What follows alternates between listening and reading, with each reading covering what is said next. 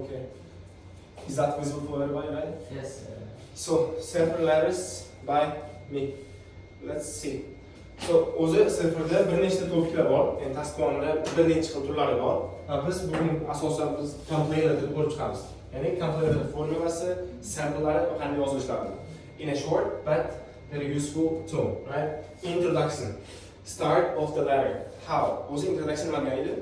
Kirish qismi, kirish qismi. Har bitta o'sha bosqichimizda bor. Ya'ni listeningda kirish qismi bor, readingda, writingda, speakingda hammasi bor bo'lgan sabab bunda ham bor. Let's see introduction. Sentence first. State the reason for writing the letter. Complain. Yani state the reason degani bu yerda hozir asosan sababini berib kirishimiz kerak bo'ladi. For example, I am writing to complain about.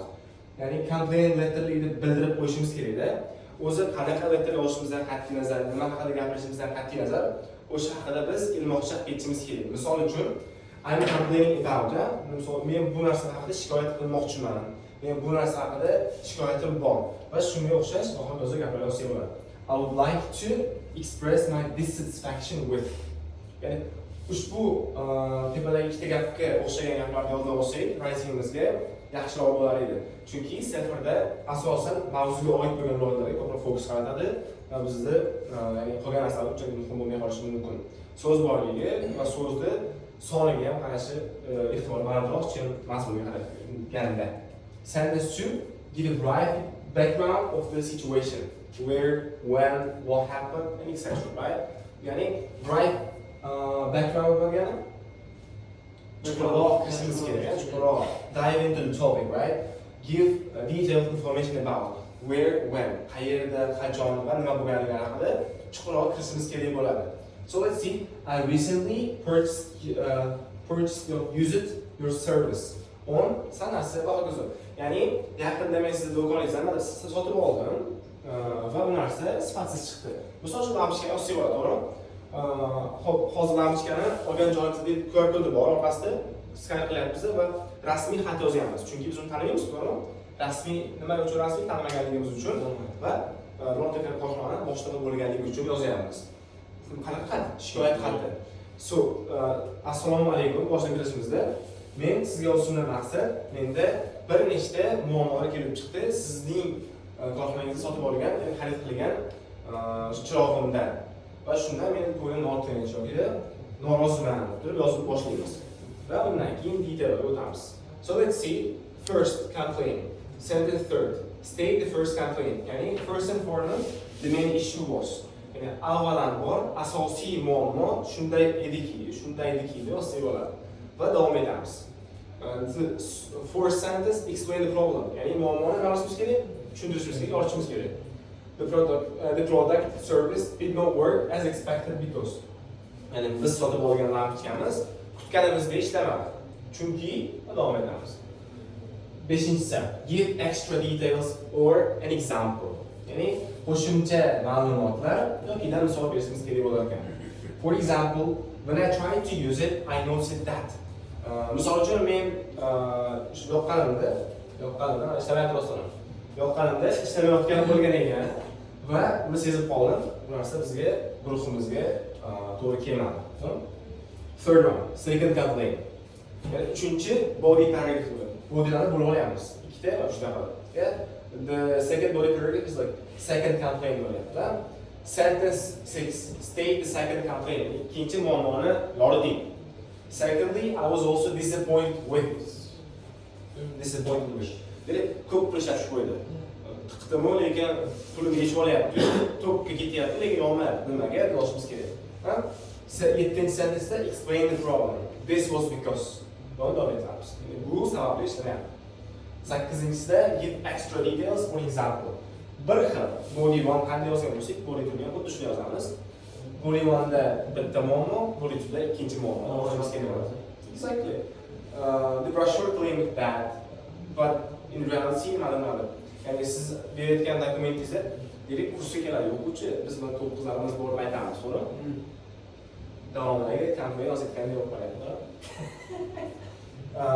In conclusion, third complaint, if needed, yoki conclusion qo'ysak bo'ladi. 3ta body qo'ydim bo'ladi. State the third campaign. Agar jab 3 ta o'qib bizga muammo qilamiz. 2 ta o'zim aytaman. Chunki nolib qo'yadigan bo'layapmiz. 3 ta o'qib ketsa, xuddi shu ketma-ketlikda qilamiz. Tushunarli? Oh, conclusion yakunlash. Ya'ni odamda ham boshi, tanasi va oyog'i bor. Shu ketma-ketlik bo'yicha tugatib qo'yamiz conclusion bilan. Request for compensation or reaction. Nima degani? Ya'ni biz so'rashimiz mumkin compensation. Pulni qaytarib olishni, compensation pulni qaytarishimiz mumkin. Yoki refund service. Yoki boshqa kelib to'g'rilab ket deyishimiz ham mumkin. Chunki biz unga nima qildik? Pul to'ladik. Xarid qildik. We gave the money, right? To whom? Are we customer or what? Who? I'm a customer. Yes. O'sha sotuvlikda ularga beramiz-ku. I expect a full refund. Yoki replacement as compensation. Nega men butun pulni qaytarib olmoqchiman? Chunki ishlamadim deyapsiz. Yoki replacement. Boshqa narsa almashtirib bering. Lamps ishlamadi, boshqasiga. Renew it, right? Ask for quick resolution. I would appreciate it if you could resolve this matter as soon as possible.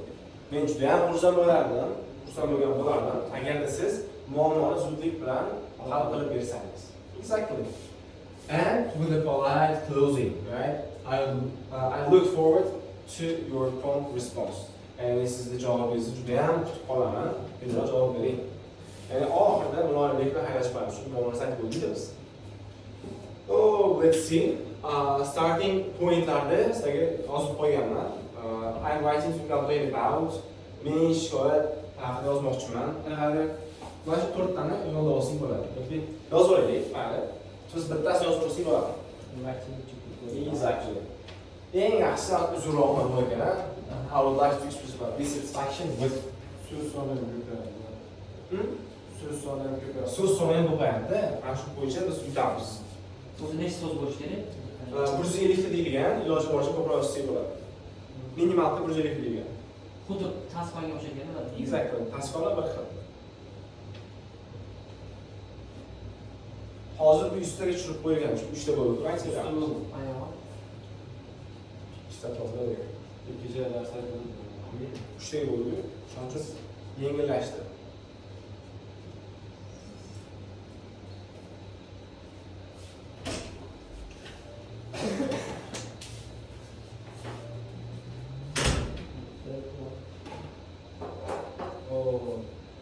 Unfortunately, my experience with was not expected. Afsuski, men nimalarda bo'lgan tajribadan ko'ngildagi bo'lmadi. Tajribam ko'ngildagi bo'lmadi.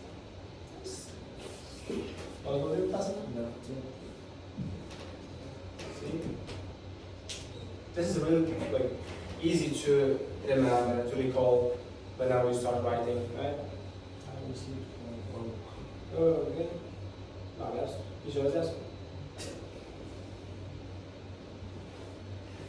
Okay. Yes. Go to paragraph first, right? Describe the problem. Let's describe the problem. First of all, the main issue was birinchidan asosiy mana shunday ediki. Buni guruhimizga deb qo'yaman. The product service did not meet my expectations because. Ya'ni bunda ikkinchi yozsak bo'ladi, chunki uzunroq ekanda va ham ma'nosi ham bor. Mana shu sababli mahsulot xizmat men kutgandek bo'lmadi. Ya'ni men bundan norozi bo'layapman deb turib, o'sha ishni, problemni yoritish uchun kerak bo'lgan gaplarimiz, changlarimizni yozib chiqamiz. Bor edi, explain the consequences of the problem.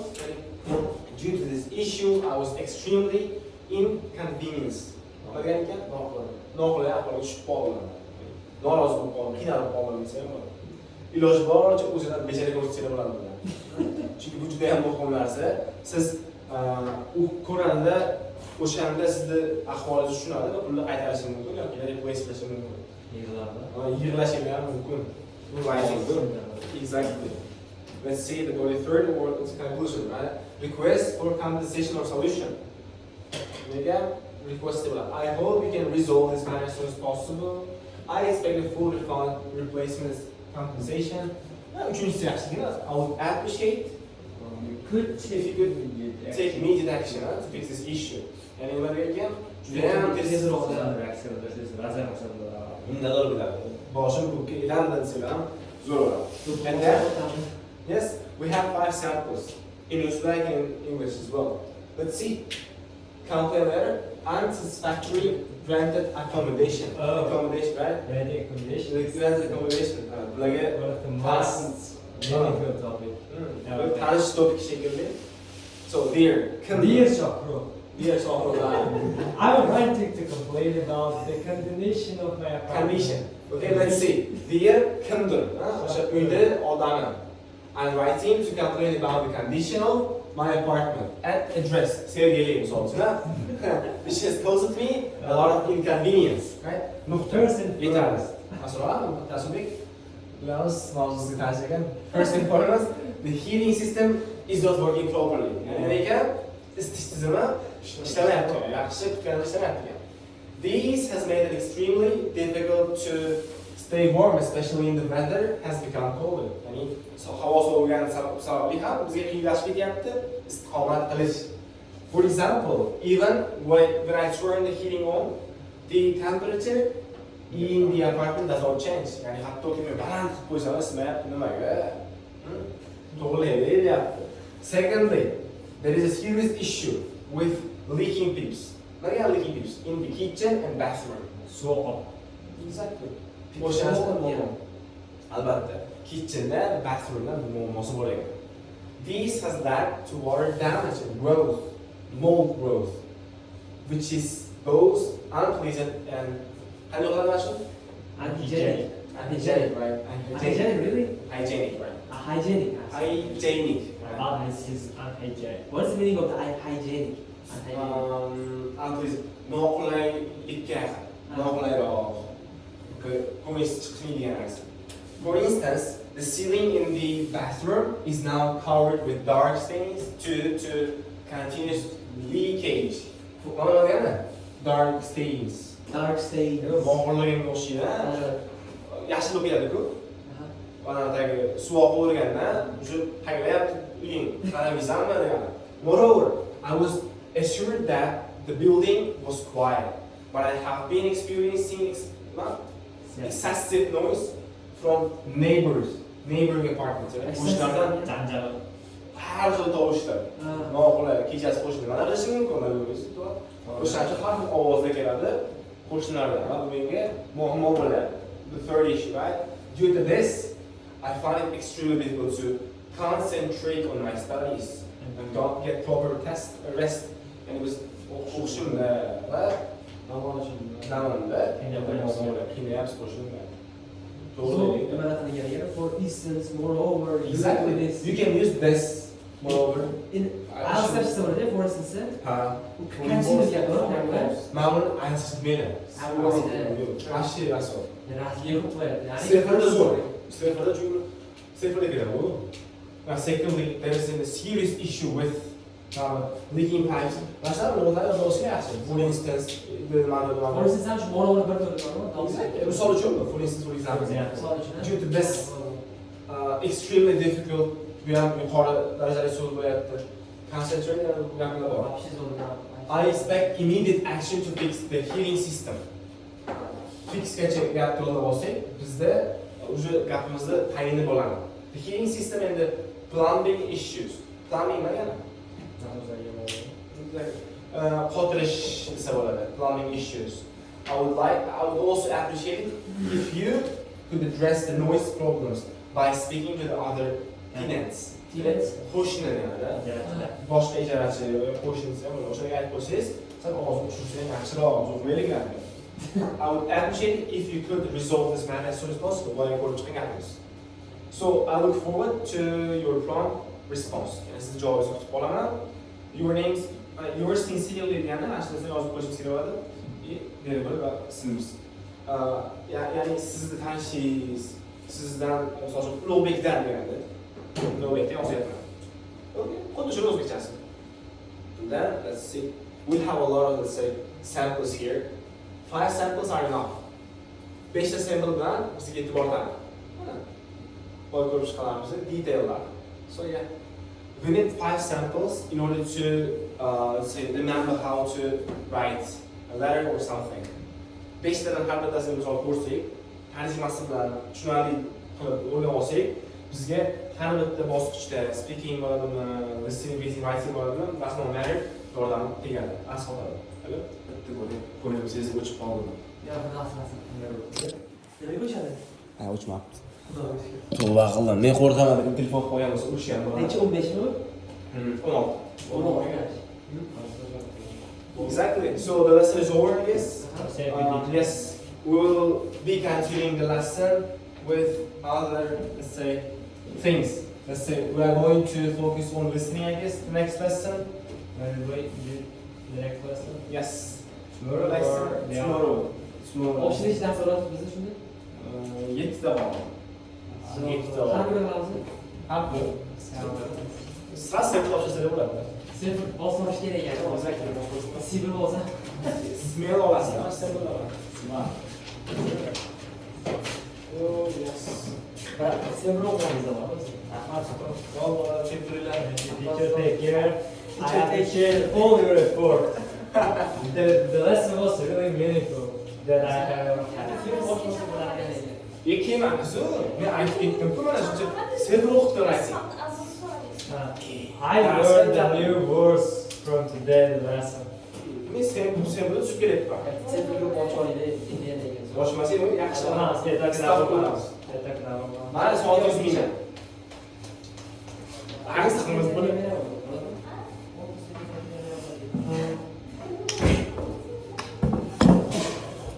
So yeah, the lesson is over. Take care.